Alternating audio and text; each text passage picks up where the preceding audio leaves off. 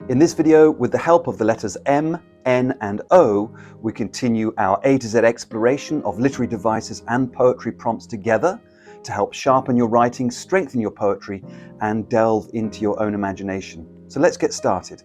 M is for meter, and in previous videos I've spoken a little about different types of meter, including blank verse or iambic pentameter or iambic tetrameter. Sometimes jargon can get in the way of what we want to do as poets, but put simply, meter is simply the regular pattern of beats that happen in a line of poetry. And sometimes when we speak, our words happen to fall into a type of meter, and they also fall out of meter as well. So what meter ensures is that in a poem, that regular pattern of beats is consistent.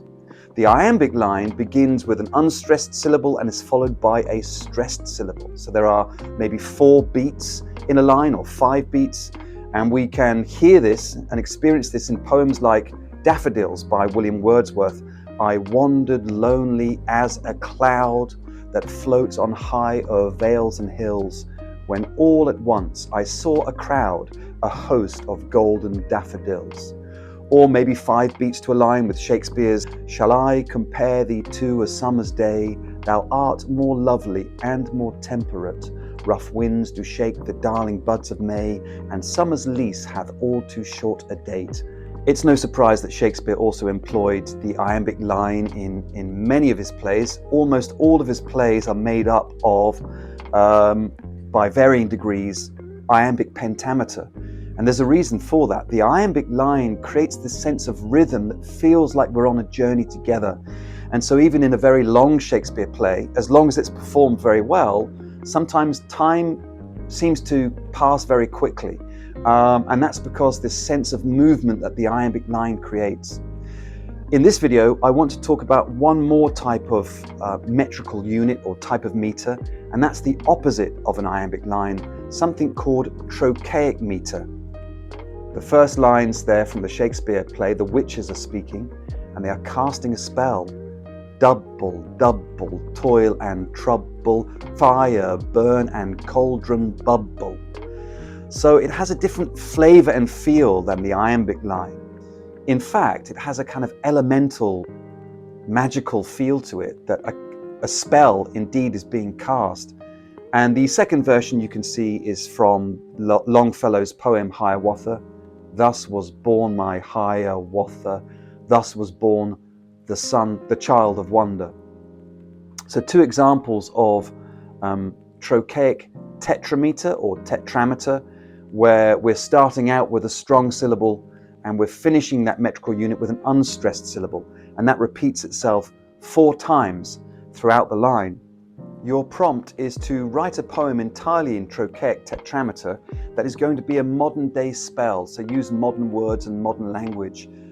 An incantation. If I could make an incantation or spell, it would be to stop the traffic outside of my window here in Los Angeles, so that every time I leave the apartment in my car, I can go wherever I want and my journey will be hassle-free. Maybe even the spell will include lines about changing every traffic light to green on my journey.